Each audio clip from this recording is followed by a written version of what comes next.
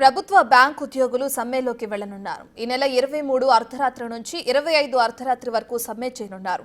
2013 నుంచి 2024 వరకు బ్యాంకుల్లో 1,39,000 ఉద్యోగులు తగ్గిపోయారని United Forum of Bank Unions ఆరోపించింది.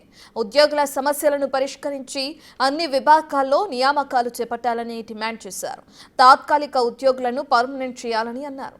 5 రోజుల పని దినాలతో పాటు కేంద్రం ప్రవేశపెట్టిన పర్ఫార్మెన్స్ రివ్యూ PLI మార్గదర్శకాలను వెనక్కి తీసుకోవాలని డిమాండ్ చేశారు. అన్ని బ్యాంకుల్లోనూ రిక్రూట్మెంట్ జరగాలి. ఖాళీగా ఉన్నటువంటి 1,50,000 క్లరికల్ రిక్రూట్మెంట్ జరగాలి. ఖాళీగా ఉన్నటువంటి 60,000 సబార్డినేట్ రిక్రూట్మెంట్ జరగాలి. సఫిషియెంట్ ఆఫీసర్ క్యాడర్ రిక్రూట్మెంట్ జరగాలి. ఇది మా ప్రధానమైన first demand.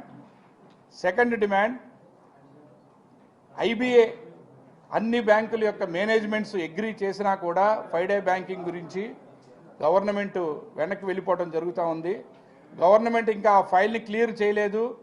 So last 9th joint నోట్లో అలాగే 12th బైపార్టెడ్ సెటిల్మెంట్లో జరిగినటువంటి అగ్రిమెంట్కి వ్యతిరేకంగా గవర్నమెంట్ బిహేవ్ చేస్తూ ఉంది. కాబట్టి దానికి వ్యతిరేకంగా ఈరోజు మేము స్ట్రైక్ని కాల్ చేశాము.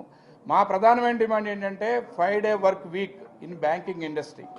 మీ అందరికీ తెలుసు, LICలో 5 రోజుల పని దినాలు ఉన్నాయి, అలాగే RBIలో ఉన్నాయి, ఆల్ IT సెక్టర్ అన్నిట్లో ఉన్నాయి, బోల్డన్ని ప్రైవేట్ సెక్టర్ కంపెనీస్లో కూడా 5 డే బ్యాంకింగ్ ఉంది.